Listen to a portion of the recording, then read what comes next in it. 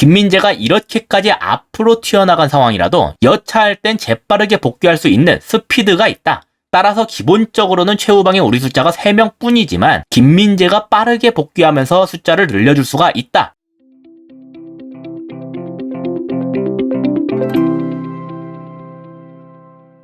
안녕하세요. 축구 보는 기자 축복입니다. 최근 나폴리에서 김민재의 활약이 아주 높은 평가를 받고 있는데요. 특히 저번에 펼친 아약스와의 경기에서 맡은 역할만 봐도 나폴리에서 김민재가 받는 신뢰가 대단하다는 걸 알 수 있었어요. 먼저 나폴리는 기본적으로 4-2-3-1을 쓰는 팀입니다. 하지만 여기에서 공미인 지엘린스키가 후방 빌드업 등의 상황에선 한 칸 내려오기 때문에 이렇게 4-3-3의 형태를 취하는 경우도 많은데요. 여기에서 수비를 할 땐 양 윙어가 측면으로 내려오면서 보통 이렇게 4-1-4-1이나 4-5-1처럼 되곤 했습니다. 이전에 여기에서 나폴리가 중원에 많은 숫자를 확보하고 있음에도 이 지역의 수비가 잘 이루어지질 않는다는 점에 대해 말씀드렸었죠. 근데 이번 아약스전은 조금 달랐어요. 기존의 4-2-3-1 형태에서 공미인 지엘린스키가 최전방까지 올라갔습니다. 그러니까 최전방에 2명이 됐죠. 따라서 수비 시에 4-4-2와 같은 형태가 됐어요. 실제 경기 장면에서도 이게 잘 나왔는데요. 아약스의 우측 센터백이 볼을 잡으니까 지엘린스키가 바로 달라붙고 있습니다.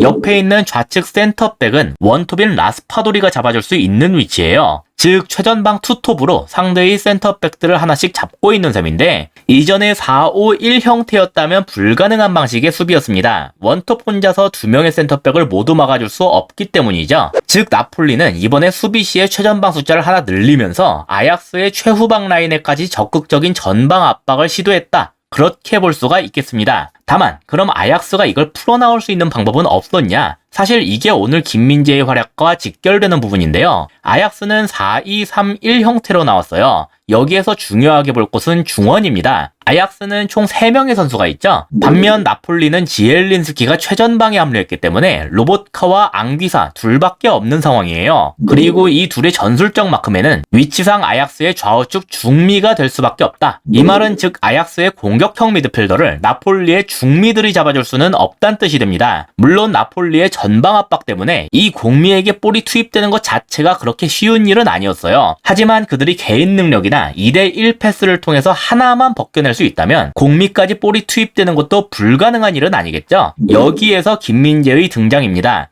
나폴리는 김민재를 적극적으로 올려서 공미한테 붙여버렸는데요. 이러니까 더 이상 공미가 자유롭지를 않게 됐어요. 근데 사실 이거는 지나치게 공격적인 수비 방식이라고 볼 수 있습니다. 최후방에서 공격과 수비 숫자가 똑같기 때문에 하나가 밀린다면 그대로 골키퍼와 1대1 상황을 허용할 수도 있거든요. 이전에 비엘사 감독이 지휘하던 리즈가 이런 식의 방식을 썼었는데요. 아주 공격적이었기 때문에 어떤 팀과 붙어도 경기는 재밌었지만 시원스럽게 먹히는 경우도 많았습니다. 그럼에도 나폴리가 이런 방식을 취할 수 있었던 점, 그리고 그러면서도 괜찮은 수비를 보일 수 있었던 데에는 먼저 이 최후방에 위치한 선수들의 수비 퀄리티가 뛰어났다는 것에 있습니다. 그리고 두 번째가 그 중에서도 신체적 능력이 아주 뛰어난 김민재가 있기 때문이에요. 김민재가 이렇게까지 앞으로 튀어나간 상황이라도 여차할 땐 재빠르게 복귀할 수 있는 스피드가 있다. 따라서 기본적으로는 최후방에 우리 숫자가 3명 뿐이지만 김민재가 빠르게 복귀하면서 숫자를 늘려줄 수가 있다.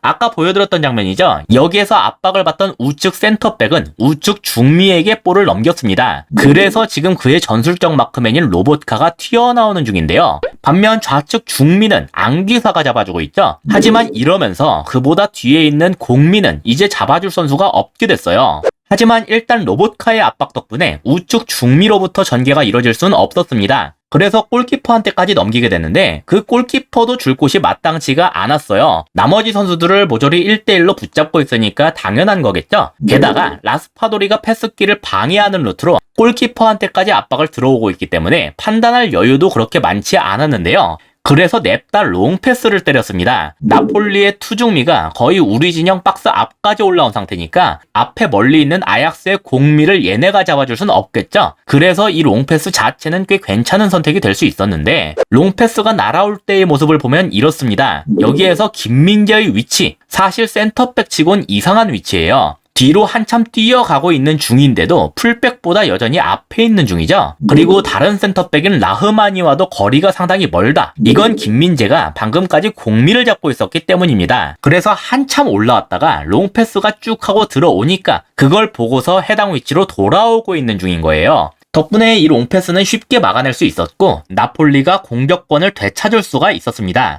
이 장면도 마찬가지인데요. 지금은 우측 센터백이 볼을 잡고 있는 중입니다. 그러니까 지엘린스키와 라스파도리가 각각 좌우측 센터백을 잡으러 가고 있죠. 동시에 이 양 팀의 좌우측 중미들의 위치, 그리고 그들보다 약간 뒤에 있는 공미의 위치를 주목하실 필요가 있는데, 일단 중미들은 얘들이 내려가는 대로 쭉 하고 따라 붙었습니다. 이러니까 골키퍼는 아까와 마찬가지로 얘네한테 볼을 줄 수가 없었어요. 그리고 라스파도리가 이번에도 패스기를 막는 루트로 압박을 한다. 이번에도 롱패스가 나갈 수밖에 없겠죠. 그러니까 아까와 똑같은 그림이에요. 이번 목표는 라흐마니 쪽이었는데 보시면 김민재와 라흐마니가 같은 센터백임에도 자세가 너무 다르죠. 라흐마니는 애초부터 뒤에 있다가 볼이 떨어지는 위치를 보고 앞을 향한 상태로 있지만 김민재는 뒤로 후다닥 달려오는 중입니다. 방금까지 공미를 잡고 있었기 때문이죠. 하지만 빠르게 복귀했기 때문에 롱패스를 받는 시점에는 이미 최후반까지 와서 숫자를 4명까지 늘려줄 수가 있었습니다. 이런 김민재를 비롯한 수비진의 활약 덕분에 나폴리는 마음 놓고 전방에서부터 강하게 압박을 가할 수 있었고, 그래서 주도권을 쥔 건 물론이요, 골키퍼의 실책을 통해 득점까지 해낼 수 있었습니다. 원정이었음에도 이토록 공격적인 방식을 택할 줄은 몰랐지만 그렇기에 나폴리에게 있어 더욱 의미가 있는 승리가 아니었나 싶어요. 나폴리가 보유한 선수단의 장점들을 생각했을 때 비록 약간 위험하기는 하지만 이런 식의 수비 접근법이 더 어울린다고도 느꼈습니다. 재밌는 축구를 하는 만큼 앞으로의 경기들도 기대가 됩니다. 이상으로 오늘의 영상을 마치도록 하겠습니다. 시청해주셔서 감사합니다.